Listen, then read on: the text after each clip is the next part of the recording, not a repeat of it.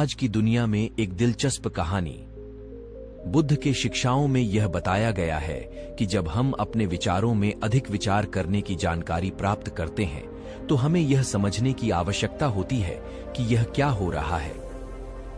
आज की दुनिया में हम अक्सर अपने विचारों में फंस जाते हैं और अधिक विचार करने के कारण अपने निर्णयों में असमर्थ हो जाते हैं। यह अक्सर नकारात्मक विचार पैटर्न और विश्वासों के कारण होता है, जैसे कि असफलता का डर, पूर्णता की आवश्यकता या आत्मसंदेह। यह तनाव, चिंता या घातक बन सकता है।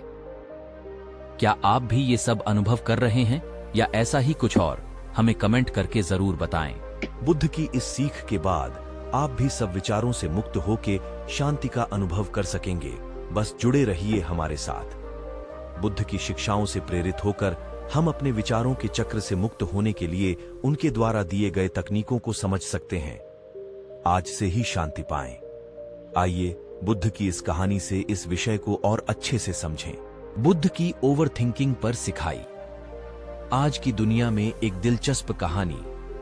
एक छोटे से गांव में एक युवक रामू रहता था। वह बहुत ही चिंताग्रस्त था। उसके दिमाग में अनगिनत विचार घूमते रहते थे। वह अपने भविष्य की चिंता करता और अपने पास के असंभावित समस्याओं के बारे में सोचता रहता था। वह बहुत परेशान रहता था। उसे समझ नहीं आता था वो क्या करे। उसे तरह तरह के विचार आते थे। वो इतना सोच में डूबा रहता कि ठीक से सो भी नहीं पाता था। एक दिन उसने ये सब गांव के एक बूढ़े व्यक्ति को बताया और उसके लिए समाधान मंगा।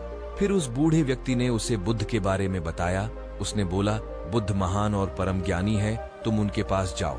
वह बुद्ध से मिलने गया। बुद्ध ने उसके चेहरे की चिंता देखी और पूछा, रामू, तुम इतने चिंतित क्यों हो? रामू ने उत्तर दिया, गुरुजी, मेरे दिमाग में अनगिनत विचार घूमते हैं।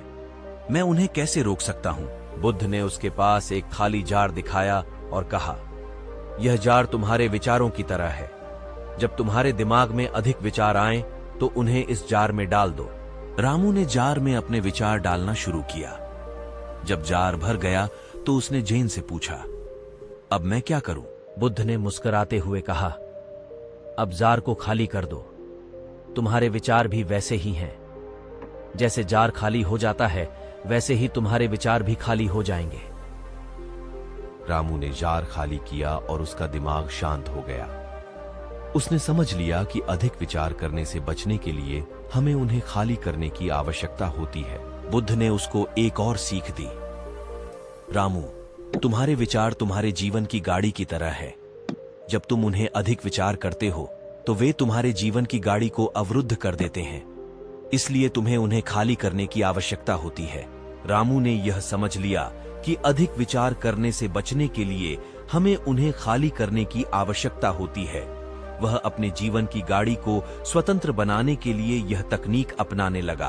उसके बाद से रामू ने अपने विचारों को खाली करने का अभ्यास किया। वह अपने जीवन को अधिक शांत, सुखद और समृद्ध बनाने में सफल रहा।